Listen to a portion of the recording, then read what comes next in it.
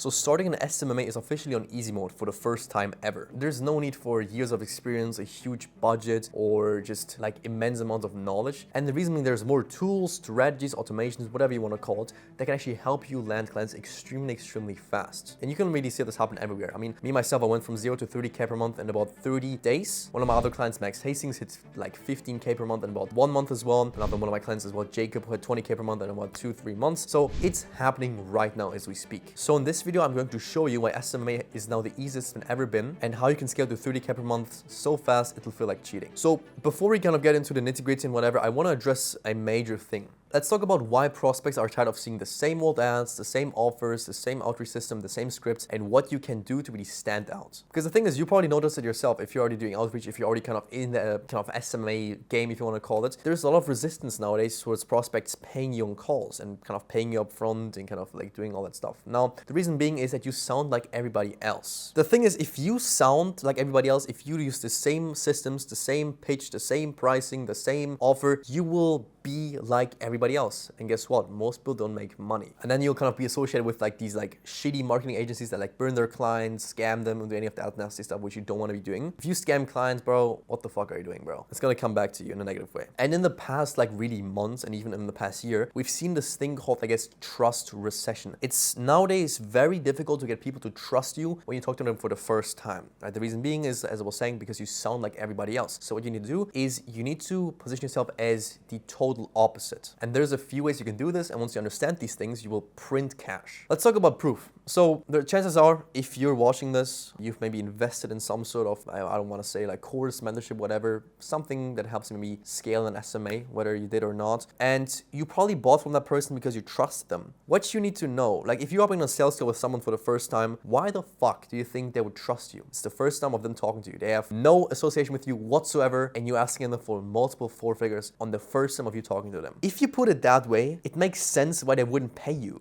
right? So what I'm saying is you need to be able to show proof. You need to be able to show social proof, I guess, tangible results, and that you've done this in the past. Because if you don't, you'll get smoked by people that actually can show those things. Now, if you're just getting started, you don't have any clients, you don't have any results, stuff like that, which is totally fine. There's one thing I did at the start that helped me quite a lot to get my first few clients in, get them good results, and then use these results to acquire more clients. You will be classified as everybody else, quote unquote everybody else, which is obviously, you know, what you don't want to be classified as. What I did at the start for myself is I actually started to do a revenue share model, you know, start like kind of ditch the, I tried the like 2K retainer kind of thing, it didn't really work. So I actually introduced a revenue share model where I just got 5% of every job my client got. $500 setup fee, nothing crazy. I framed it as a commitment deposit, and that I'll refund them the commitment deposit after 90 days, you know, so I don't really take a cut at all from that kind of deposit. It's just for them to like show me some commitments so they don't ghost me after we sign them up pretty much. Once you have them signed on, do whatever it takes to get them results. What happens if you do? They will give you referrals, and then you get more referrals, and then you'll be able to like use these guys as case studies. If you're on other sales calls, then you can like tell your prospects, hey, call my existing client, talk to them for 5 minutes, and then, you know, you can see that this stuff actually works, right? That's extremely high leverage. Because when you're up on sales calls, you need to understand people don't care like the way you do things. They only care if you can get them results or not. And if you can prove them that you can get them results in whatever way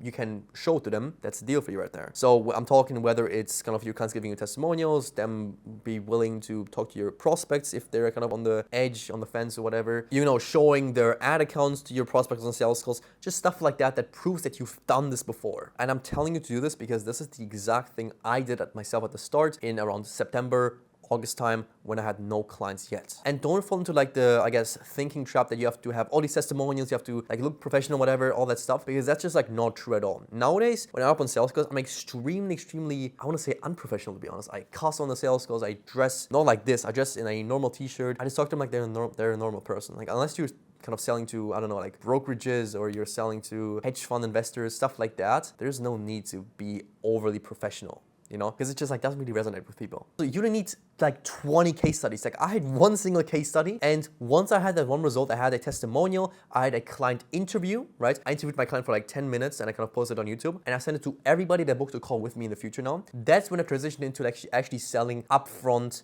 3K, 4.5K upfront packages, right? Because then you have the privilege to actually do so. You have to understand, like if you're starting out and you already kind of think you're deserving of being able to charge 3K upfront, you don't, because you haven't proven yourself. That's a privilege to have once you have a proven product and once your shit actually works. So there's this thing called the 7-11-4 rule. It's a Google study. And pretty much what it kind of states is that prospects need 7 hours of content, 11 touch points, and 4 channels to make a buying decision without influence. So what this means for you have to just focus on giving your prospect at least 7 hours of content before the actual sales call. Now, this doesn't mean 7 hours of just, for example, VSLs or, like stuff like that. Like, content can also be, for example, like resources, for example, documents or testimonials, or for example, news articles about your company, stuff like that, It doesn't have to just be very kind of video content, if that makes sense. And with 11 touch points, for example, if you're able to kind of send your prospects reminders before the appointments, for example, text reminders, email reminders, phone calls before the appointment to confirm the appointment, for example, that's your touch point right there. And if you've done that and they're up on a sales call, they are pretty much ready to buy from you then. That's the beauty of this. What I focus on nowadays with my own prospects is I send them so much content before the actual sales call. And if they don't watch it, I just tell them, no problem, man, let's reschedule. You need to watch it. It's mandatory. Because I know if someone does their due diligence on my company, they watch the VSL, they read the news articles, they kind of watch my testimonials, and they do kind of their due diligence, they research my company, they look at my Trustpilot, they will buy from me. It's guaranteed because I just have so much social proof on there. So what you need to focus on is building your trust before the actual sales call. Because if you do the closing, it's just going to be a breeze. So right here, this is the 80%. If you just focus on these things and you get these things done, you will be pretty set. Now, let's talk about the 20%, the things that are maybe overlooked, the things that are maybe not so spoken about. So once these prospects are in your sales call, you have to obviously sell them, right? That's the whole point here. We kind of set these appointments to sell them. So one thing you need to understand, you cannot have a copy and paste sales call script. It doesn't work like that.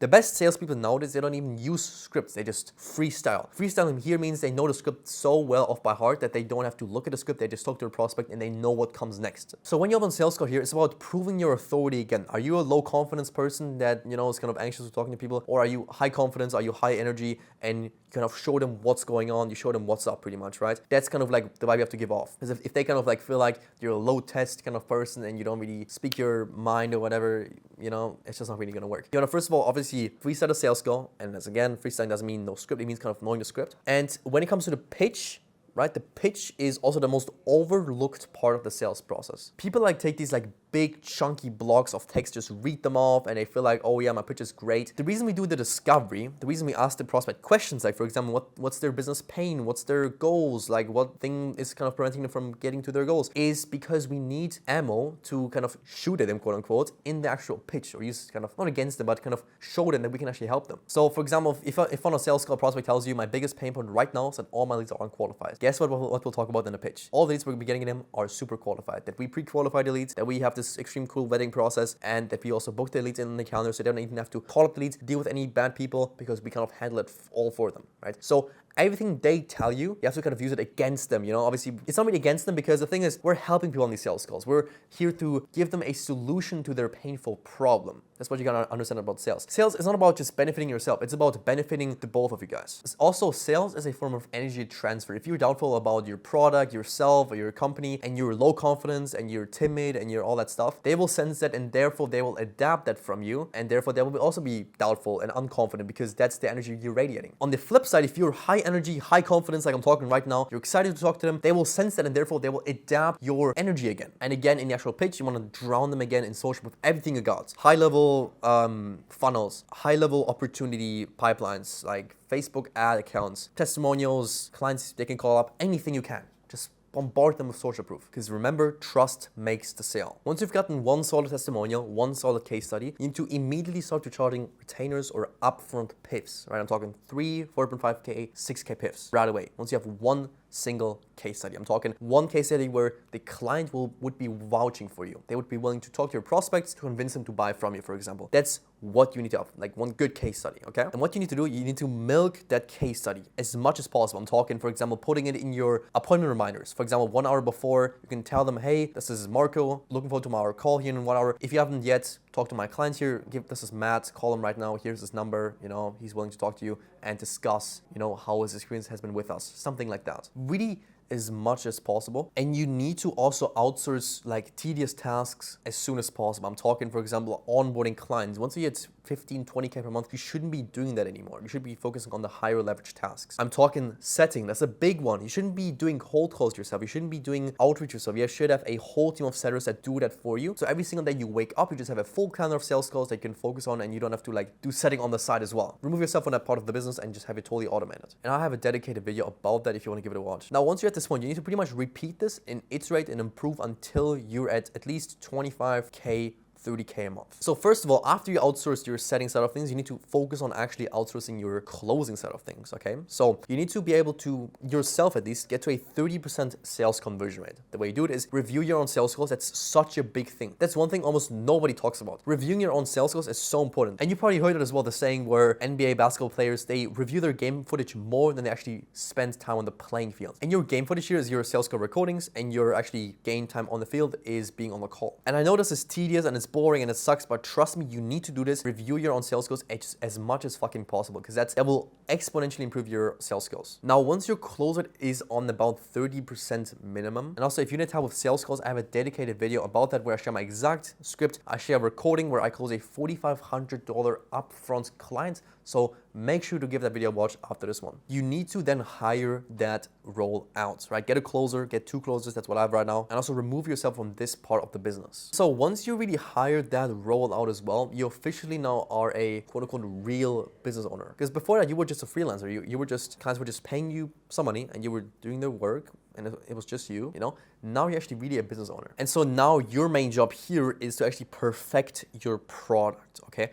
I was talking about that in previous videos. Your product is so important. If you're signing people on and you don't have a product, you don't know how to fulfill a service, and you're charging them all this money up front and you're not making them any money back, you are literally scamming people. Once you outsourced all of those other tasks out, you should be really focusing on perfecting your product, making it the best in the entire fucking market. That's what I did. I'm convinced nowadays that my clients, my roofing clients, my remodeling clients, those kind of 2 sub niches, I have the best product in the entire market for these guys. If they sign up with me, they are going to print so much money. If they don't, it's stupid if they say no to me. That's how I kind of view it nowadays. Because what happens if your product is perfected and you're printing your clients so much money, you'll get referrals. Guess what? And those referrals are going to give you more referrals, and those referrals are going to give you more referrals. You know, it's kind of exponential at that point. And if your product is perfected again, you can increase your price, you can charge more, and it's just like a, you know, it's just kind of like business nirvana in a sense. Like, that's also like what I'm actually in the process of doing. I'm actually in the process of doubling my price. And I know it sounds kind of crazy, making these guys so much money that it just makes sense for me to charge more. Because I have sometimes on sales calls, people tell me, hey man, this is cheap. Like, you're charging, I thought it's way more, this is cheap. That's a sign where you need to actually start charging more. Now, the final step here is by far the most important one and the most overlooked one to really scaling your SMMA here in 2025. And most people do take it for granted. They don't really see the value in it. And it's the most overlooked part of any beginner, and that is having the right guidance and one-on-one guided mentorship. I can tell you, I started 2 years ago. If I would have had a mentor at the start when I started and had someone guide me through everything that I needed to know, I probably would have been a millionaire now. But I didn't have a mentor because I didn't know this. Someone who's where you want to be can exponentially save you time. And if you're just starting out and you don't know how to make 10, 20, 30, 50K per month, it costs you 10, 20, 30, 50K per month by not knowing how to make that. And it's just like the quote by Alex Hormozi, it costs you $1 million per year by not knowing how to make $1 million a year, right? It's so true. And nowadays it costs me pretty much $900,000 per month by not knowing how to make $1 million a month, right? Because that's what I'm trying to scale to right now. And so if you have someone that is at $1 million a month for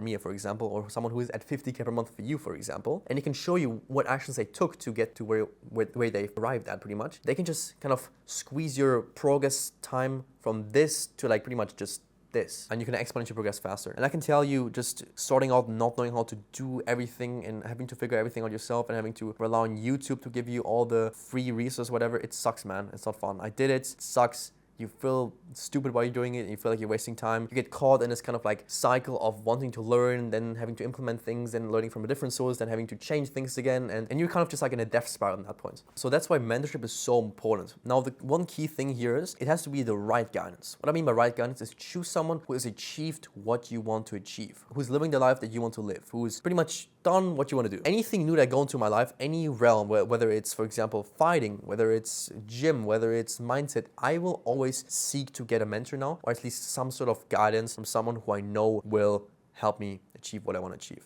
Now, if you haven't started yet one, or you're kind of thinking about starting one, this video I'm going to show you everything you need to know to start and scale your agency ASAP, from attracting leads, customers, to closing deals, to delivering a service, everything you need to know. If you have any questions at all, drop a comment, always keen to help. If you found any value, make sure to drop a like button and subscribe, and I will see you in the next one. Take care.